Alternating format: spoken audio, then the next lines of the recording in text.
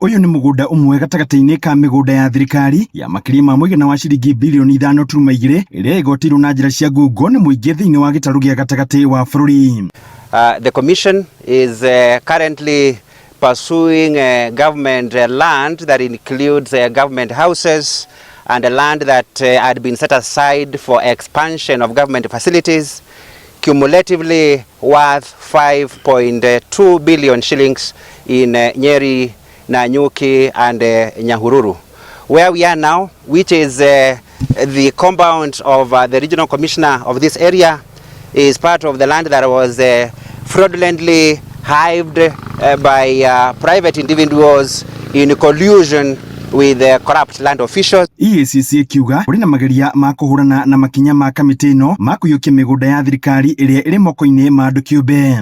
Njambini Agricultural Training Center, standing on 50 acres of land, is worth over 500 million Kenya shillings.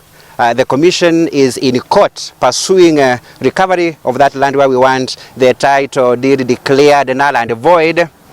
But there is an attempt by a sitting cabinet minister to interfere with that process.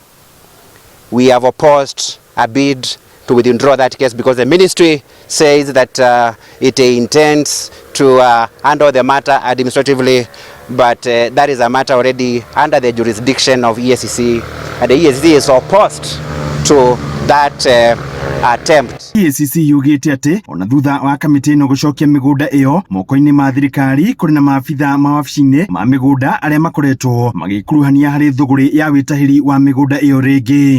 Likewise, there is another concept that is emerging, that is a regrabbing of what has been recovered.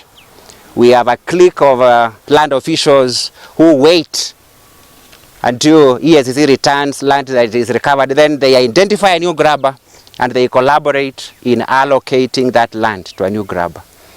Such officials who are prevalent in this area, particularly land registrars, should desist from that conduct because their days are numbered and the commission is now keenly focusing on them. Ngĩribotera Inooro TV ndĩ kaũntĩ ya Nyeri, njĩta Theũri wa Mbogo.